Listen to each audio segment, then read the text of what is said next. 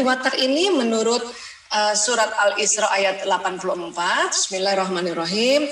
Qul kullu ya'malu ala syakilatihi farabbukum a'lamu biman huwa ahda sabila.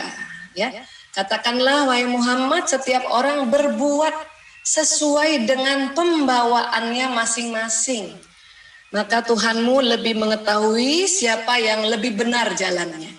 Ya, jadi Allah sudah berfirman pada kita semua ini bahwa setiap orang itu ya sesuai pembawaannya masing-masing. Nah, pembawaan itulah salah satunya adalah watak. Ya. Dan watak itu genetik.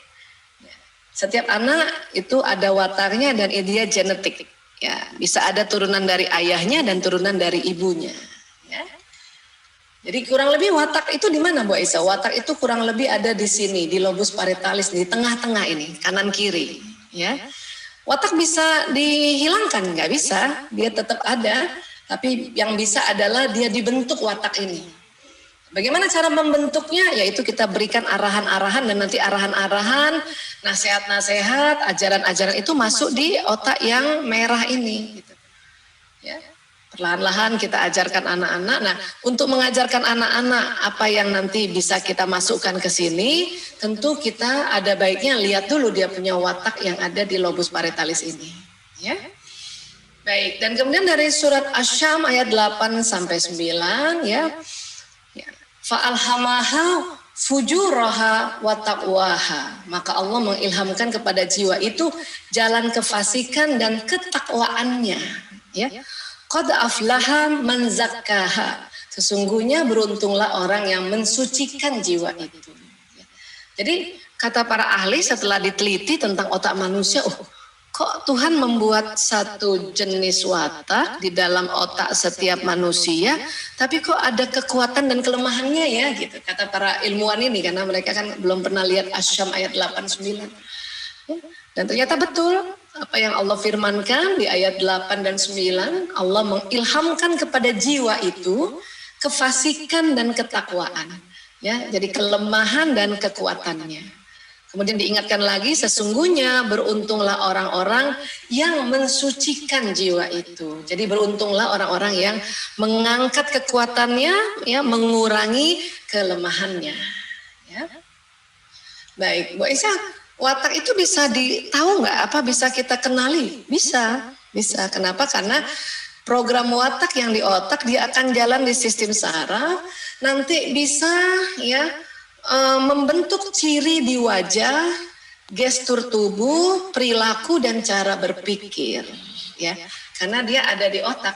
Jadi pas nanti membawa pesan ini, nah makanya muka, sudut mata, sudut bibir, cara dia berdiri, cara dia bergerak itu ya terwarnai oleh watak yang ada di otak masing-masing. Jadi ananda kita bisa deteksi ananda kita nih wataknya apa ya. Ya. Baik, nah, watak terbagi 3 besar. Jadi kita belajar saja dulu yang 3 besarnya ini ya. Ya. Ada watak introvert, ekstrovert, dan ada yang separuh-separuh. Namanya ambivert.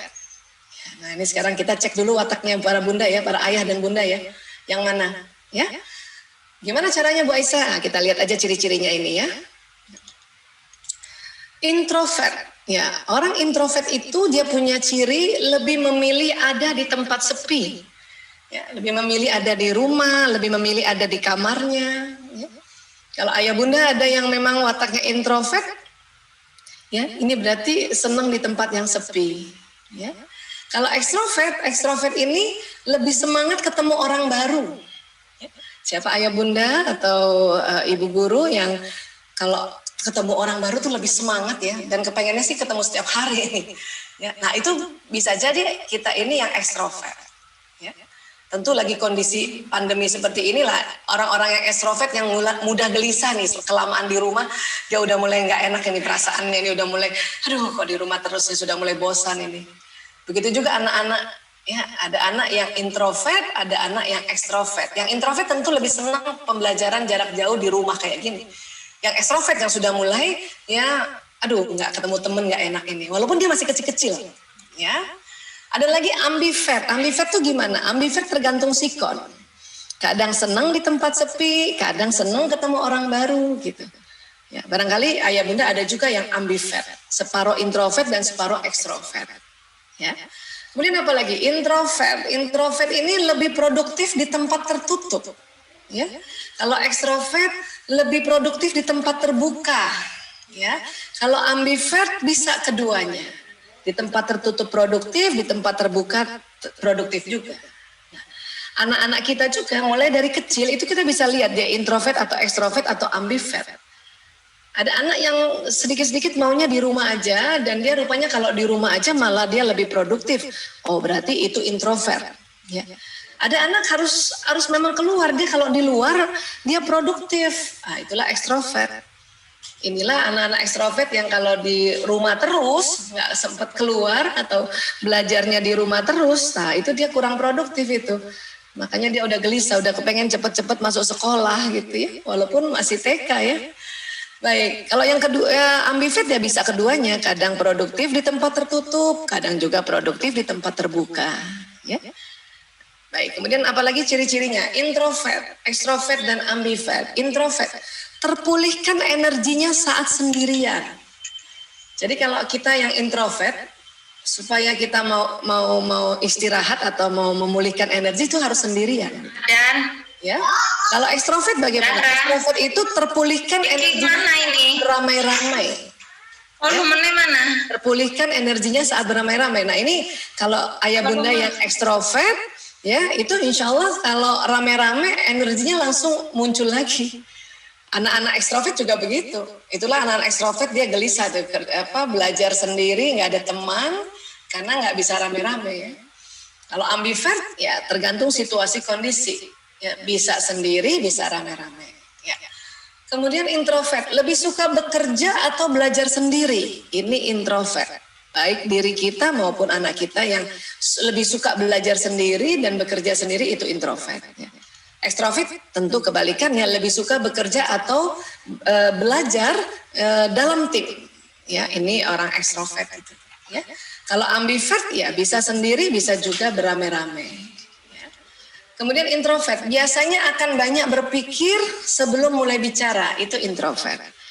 Ya, anak-anak kalau ada anak yang banyak diemnya, ya itu berarti mungkin introvert ya, karena dia sebenarnya bukan diam saja, itu otaknya lagi bicara itu, dia lagi berpikir. Ya. Kalau ekstrovert biasanya akan mengatakan apapun yang dipikirkan, ya apa yang baru dipikirkan langsung diomongkan, apa pikirkan langsung diomongkan. Nah itu ekstrovert itu, ya dia ceplos-ceplos istilahnya ya, outspoken ya. Kalau ambivert bisa lebih banyak berpikir, bisa juga lebih banyak bicara. Ya, ini sekali lagi tergantung situasi kondisi nih ambivert ini. Ya. Introvert apa? Cenderung lebih pendiam, itu introvert. Ekstrovert cenderung lebih ceplas-ceplos. Ambivert akan ceplas-ceplos pada situasi tertentu. Ya.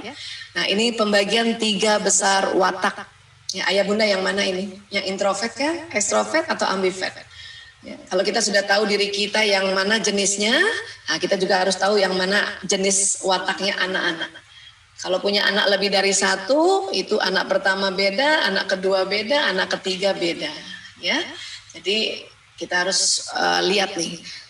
Kalau anak ekstrovert, dikit-dikit dia bilang, bunda aku bosen, aku mau sekolah aja. Nah, itu anak ekstrovert itu. Kalau introvert malah seneng. Pas ada pengumuman Januari sudah masuk sekolah, oh anak introvert langsung panik. Aduh, kenapa sih sekolah di rumah aja kayak gini? Kenapa sih? Kan ini enak online kayak gini. Gitu kalau anak introvert. Kalau ambivert ya boleh, sekolah boleh, di rumah juga boleh. Itu ambivert.